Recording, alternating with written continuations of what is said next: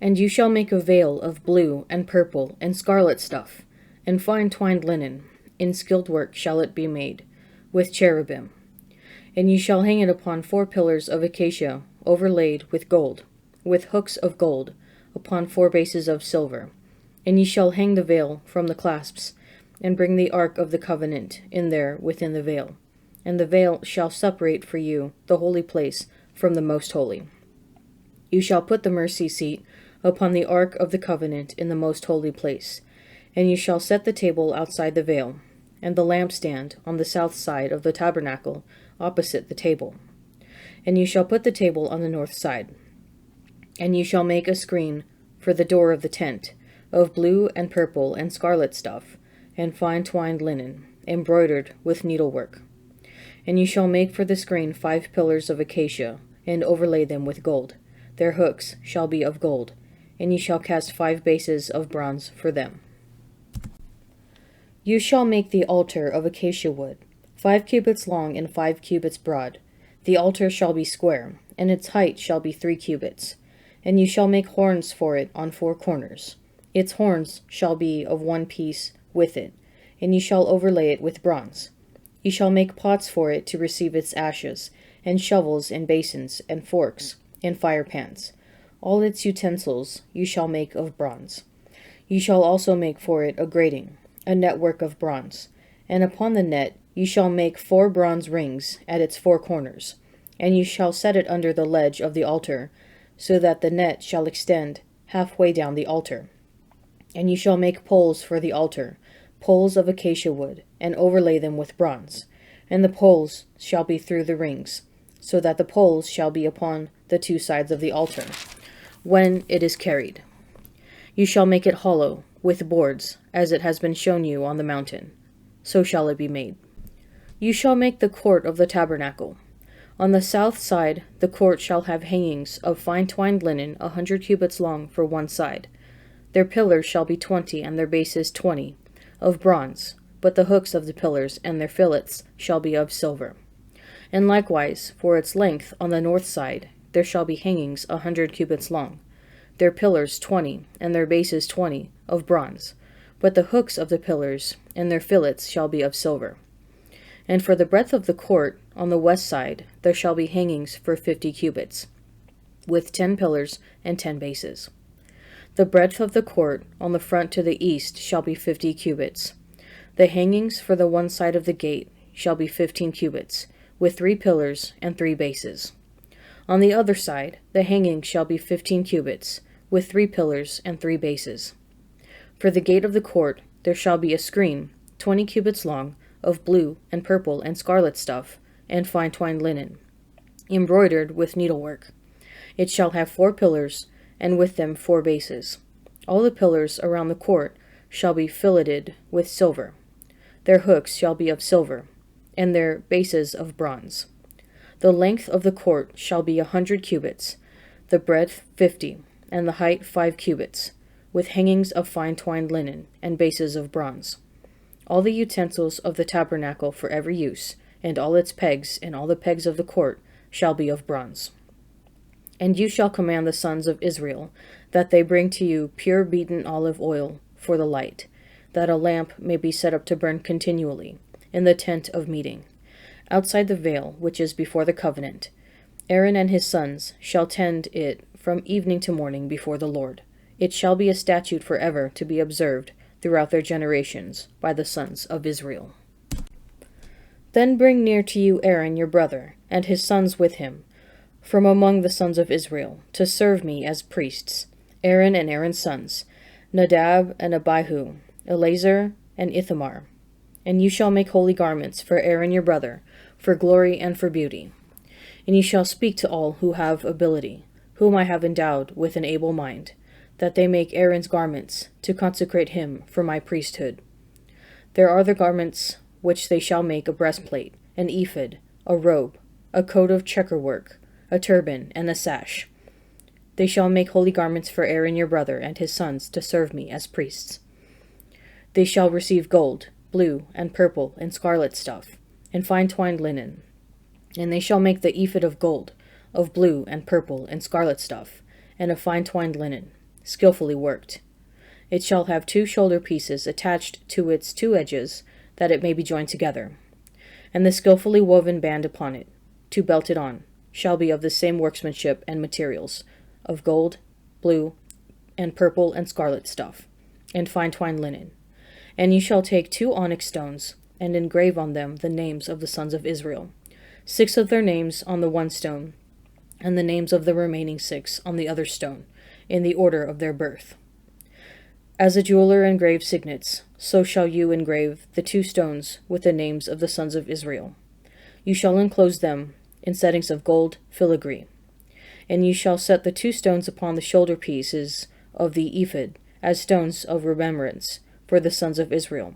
And Aaron shall bear their names before the Lord upon his 2 shoulders for remembrance. And you shall make settings of gold filigree, and 2 chains of pure gold, twisted like cords, and you shall attach the corded chains to the settings.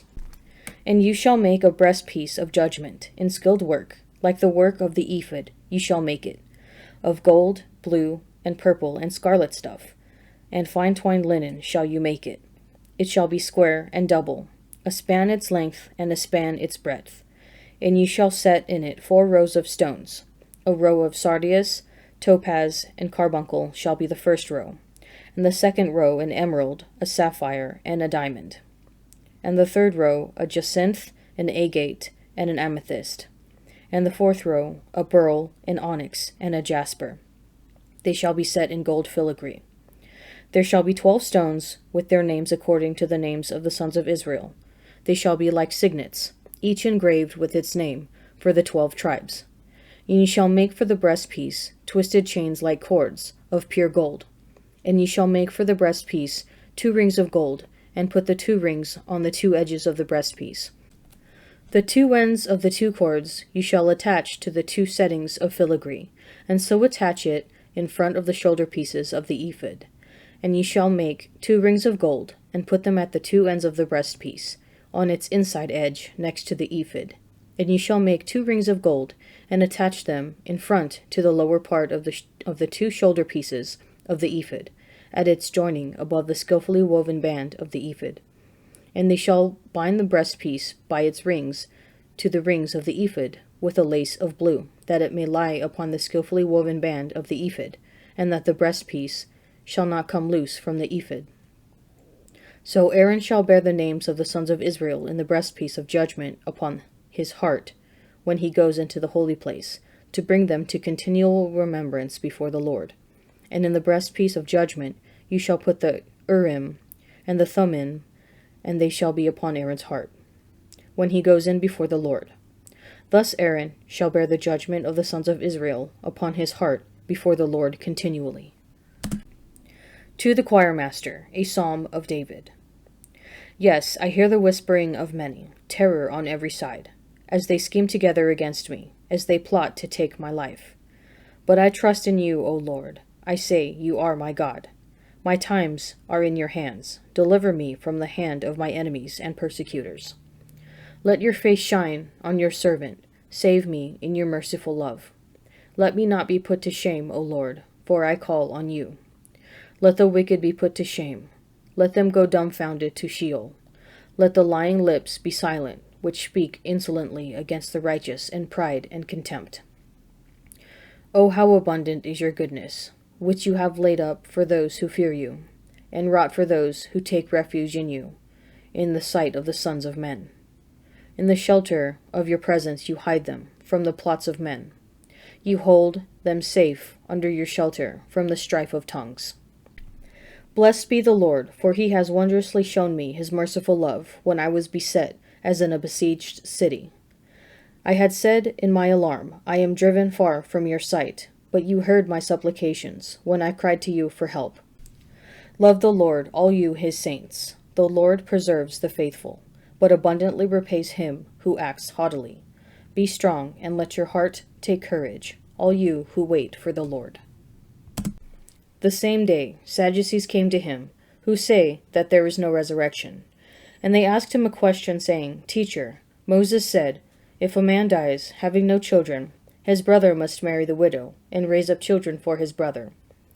Now there were 7 brothers among us. The first married and died, and having no children, left his wife to his brother. So too the second and third, down to the 7th. After them all, the woman died. In the resurrection, therefore, to which of the 7 will she be wife? For they all had her. But Jesus answered them, You are wrong, because you know neither the Scriptures nor the power of God. For in the resurrection they neither marry nor are given in marriage, but are like angels in heaven. And as for the resurrection of the dead, have you not read what was said to you by God? I am the God of Abraham, the God of Isaac, and the God of Jacob. He is not God of the dead, but of the living. And when the crowd heard it, they were astonished at his teaching. But when the Pharisees heard that he had silenced the Sadducees, they came together. And one of them, a lawyer, asked him a question to test him. Teacher, which is the great commandment in the law? And he said to him, You shall love the Lord your God with all your heart, and with all your soul, and with all your mind. This is the great and first commandment. And a second is like it, You shall love your neighbor as yourself. On these 2 commandments depend all the law and the prophets.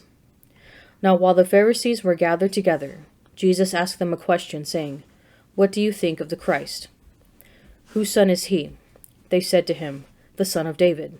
He said to them, How is it then that David, inspired by the Spirit, calls him Lord, saying, The Lord said to my Lord, Sit at my right hand, till I put your enemies under your feet.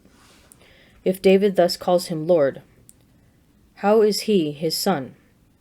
And no one was able to answer him a word, nor from that day did anyone dare to ask him any more questions.